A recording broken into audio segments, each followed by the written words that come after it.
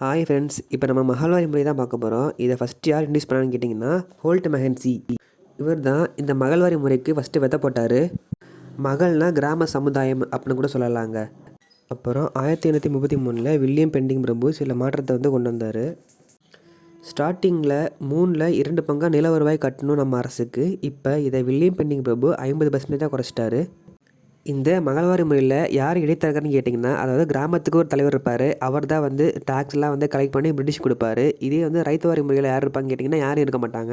இதே ஜமீன்தார் முறையில் ஜமீன்தார் இருப்பார். இதை இந்த 3 வீடியோவும் நான் இந்த பிளேலிஸ்ட்டில் கொடுத்துருக்கேன், போய் செக் பண்ணிங்க.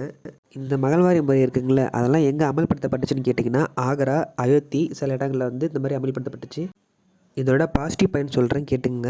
கிராம நிலங்களுக்கு கிராமத்தை சேர்ந்த சமுதாயத்தினரே உரிமையாளராக இருந்தாங்க. கிராம தலைவர் அரசுக்கும் கிராம மக்களுக்கும் இடையே இடைத்தரகராக செயல்பட்டார். இதோட நெகட்டிவ் பாயிண்ட் சொல்கிறேன். இந்த மகள்வாரி முறை இருக்குங்களே, இது கிராம சமுதாயத்தினர் ரொம்ப சுரண்டப்பட்டுச்சு. அடுத்து இந்த கிராம தலைவர் என்ன பண்ணிட்டாருன்னா, இவரும் கரப்ஷன் பண்ண ஆரம்பிச்சிட்டாரு. இதனால் விவசாயிங்க ரொம்ப கஷ்டப்பட்டாங்க, கிராமத்தில் ரொம்ப கஷ்டப்பட்டாங்க. அவ்வளோதாங்க, இதான் மகள்வாரி முறை. இதிலெல்லாம் பெருசாக எதுவும் கேட்க மாட்டான். ஆனால் யார் பேர், இதை ஃபஸ்ட்டு யார் இன்ட்ரோடியூஸ் பண்ணது, இதோட இயரு, இதெல்லாம் கொஞ்சம் நாள் தெளிவாக பார்த்துக்கோங்க. தேங்க்யூ. இந்த சேனலை யாரும் சப்ஸ்கிரைப் பண்ணலைன்னா கொஞ்சம் சப்ஸ்கிரைப் பண்ணிக்கங்க. நன்றி, வணக்கம்.